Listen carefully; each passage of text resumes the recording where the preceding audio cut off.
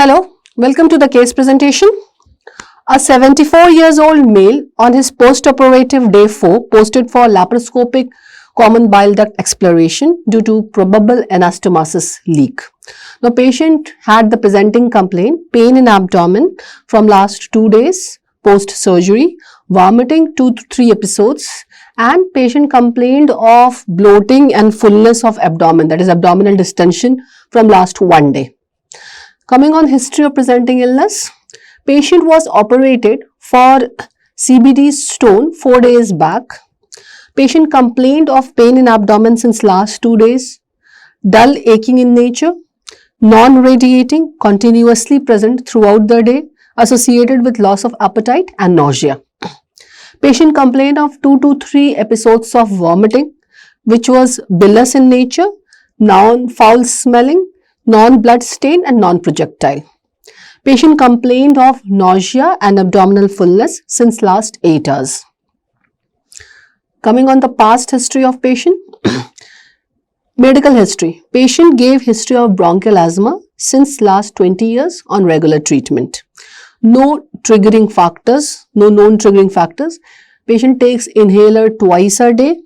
Patient was last hospitalized for bronchial asthma management 1.5 years back for exacerbation of asthma and was managed with medication. No ventilation was support in ventilation was required, invasive or non-invasive. Patient was last put on steroid during that episode 1.5 years back, oral steroids. Now at present patient is not on oral steroids. No recent upper respiratory tract infection or sinus infection.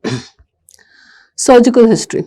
Patient was operated for CBD exploration, that is CBD stone, 4 days back under general anesthesia. Intraoperative period was evitless and extubation was done after the surgery successfully it was done after the surgery with no complications. Medication history.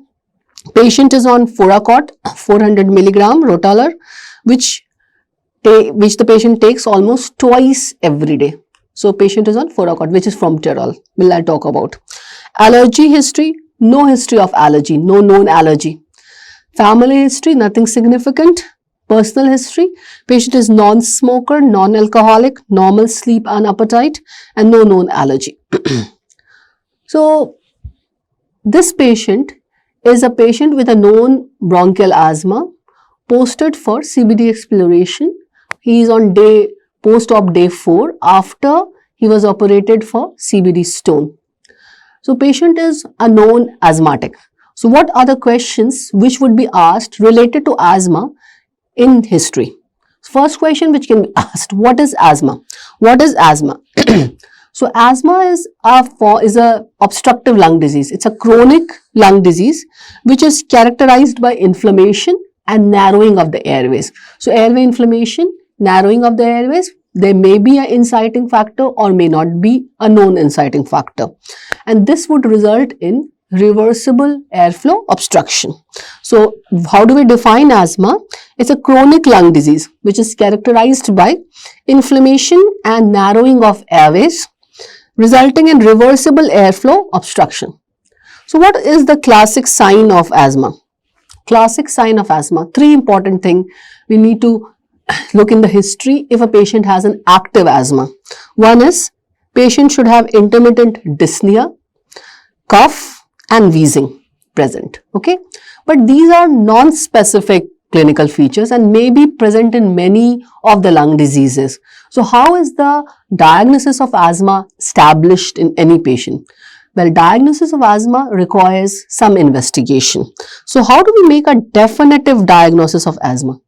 The definitive diagnosis of asthma, all the societies, they recommend that spirometry based definitive diagnosis has to be made.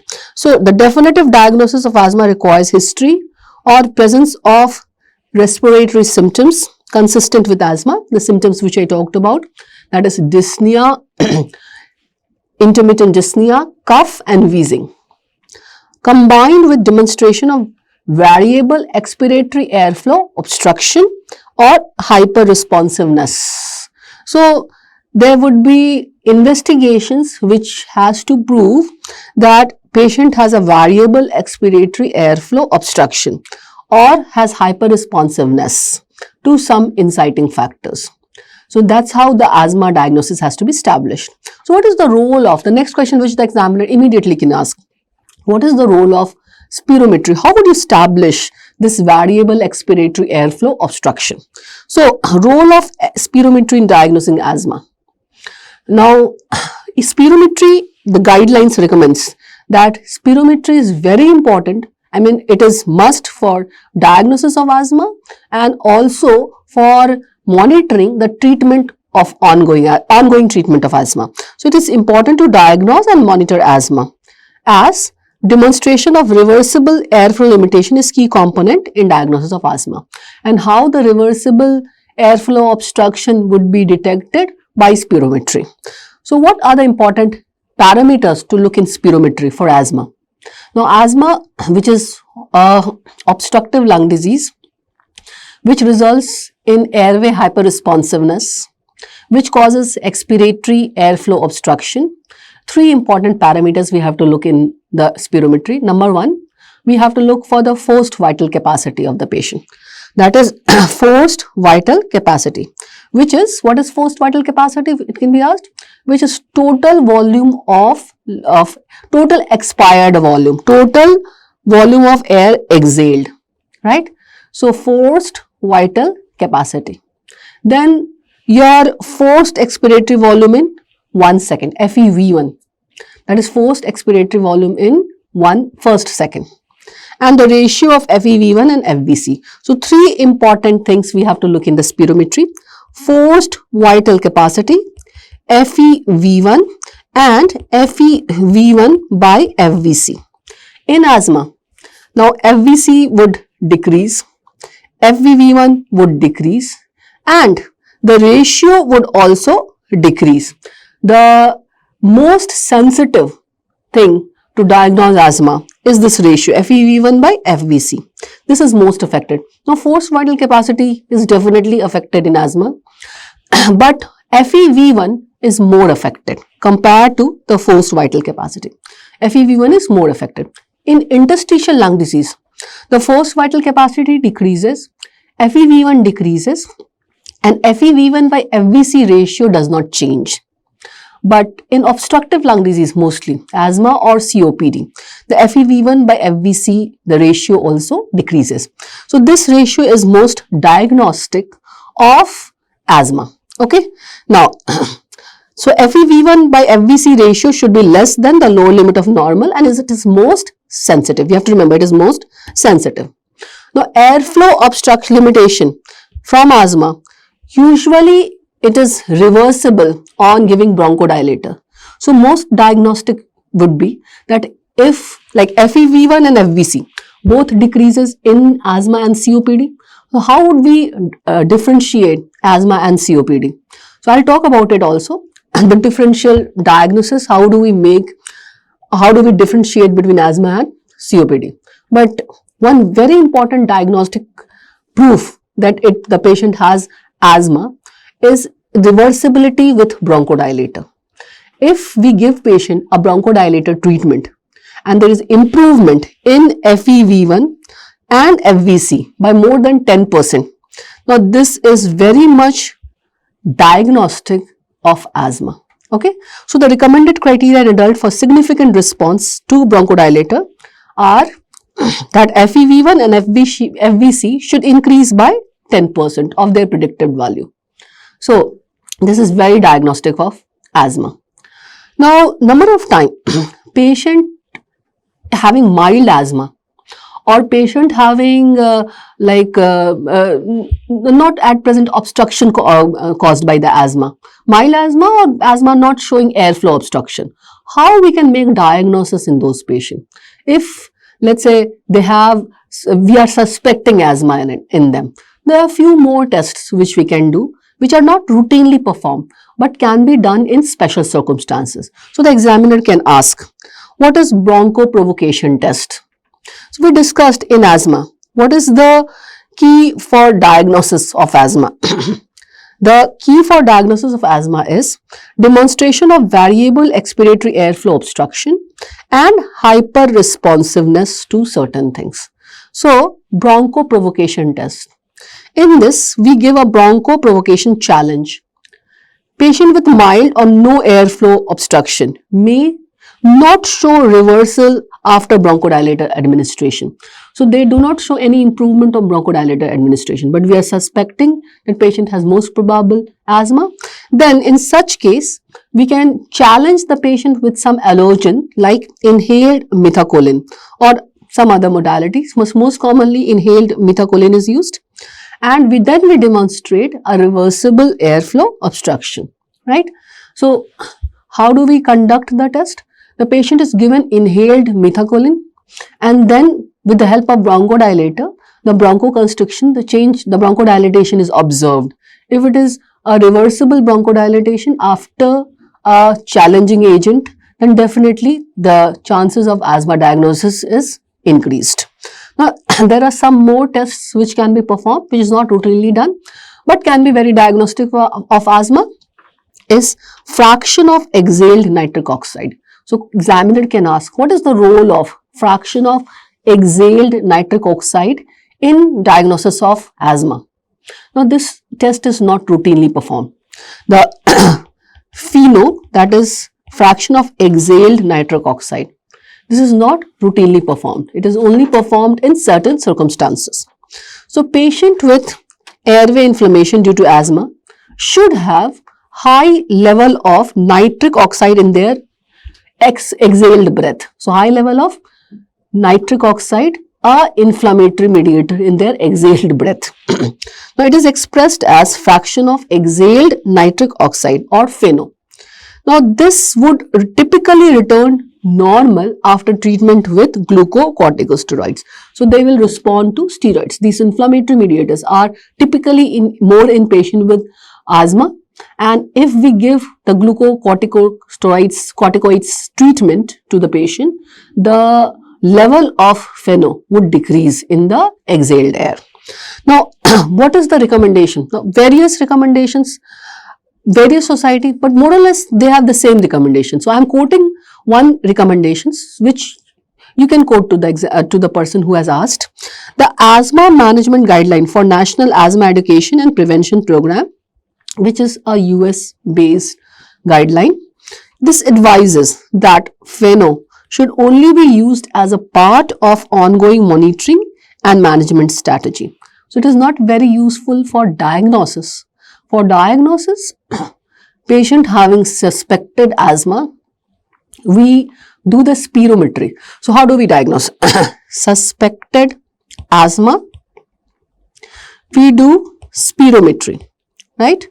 In spirometry, the FEV1 by FVC is reduced, right?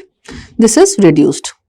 So, when this is reduced, then there could be two possibilities. It could be asthma, it could be COPD.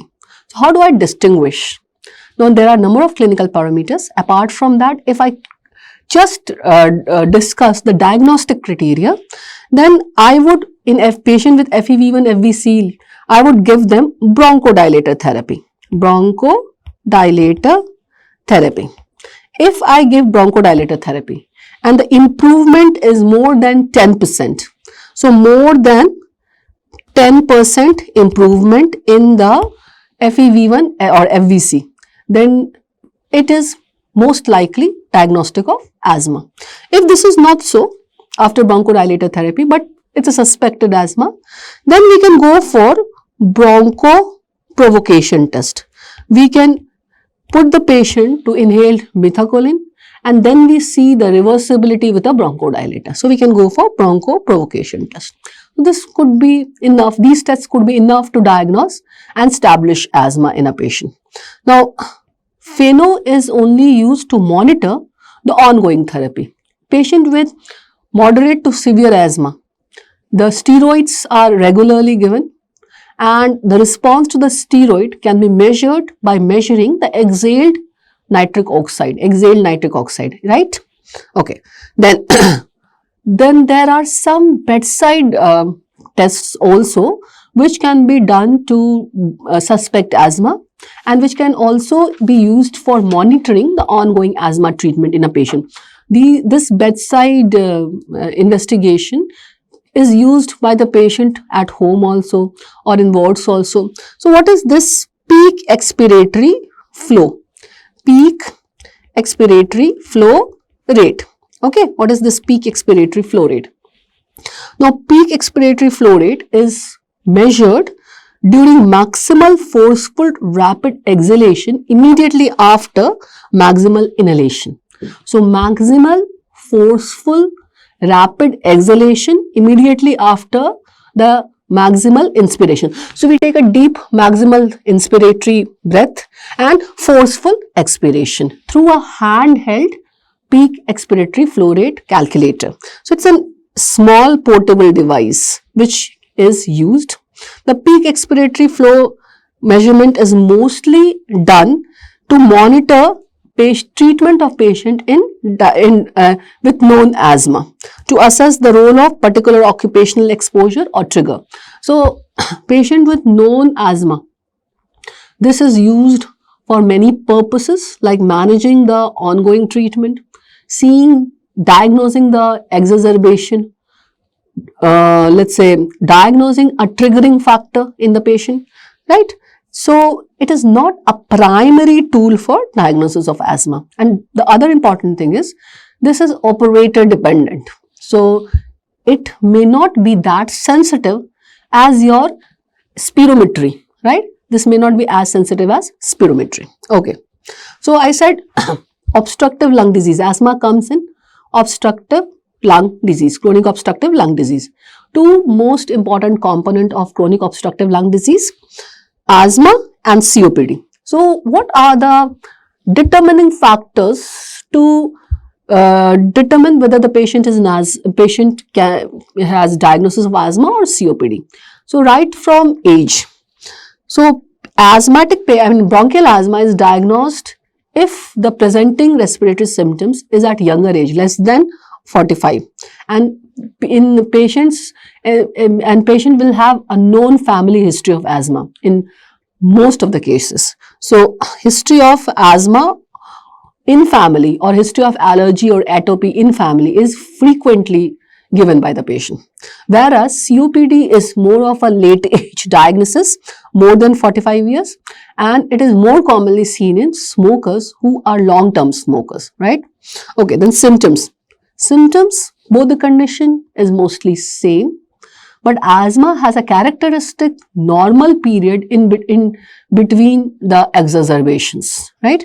So, what are the symptoms? Cough, dyspnea, wheeze, and chest tightness. COPD, cough, dyspnea, and long-standing COPD, symptoms of right heart failure. Patient with asthma may be asymptomatic between exacerbation, and their investigation may also be asymptomatic in between exacerbation. But COPD, patients are usually symptomatic throughout. Then what examination? Patient is usually normal in between exacerbation, but when we examine the patient of COPD, they are mostly symptomatic. What we will find in the examination of patient with COPD? There would be a decreased breath sound. There would be a hyper resonance, right, on let's say percussion. Hypoxemia or cyanosis may be associated. Patient will have barrel chest, the typical COPD barrel chest. Patient will have pursed lip breathing. Patient will close his lip, pout his lips, and try to breathe. So, pursed lip breathing, which is showing excessive use of accessory muscle during breathing, a typical breathing of asthma. Then subxiphoid, let's say PMI, that is point of maximum impulse. Point of maximum impulse. Point of maximal impulse of heart. So, normally it is in normal people, it is in mid axillary line, the point of maximal impulse, but in asthmatic, in COPD patient, it will become subxiphoid because of the right ventricular hypertrophy and hypertrophy of the heart, right? Okay, then what is the pulmonary function test finding? In asthma, FEV1 by FVC is less than 70%. Then if we do a flow volume curve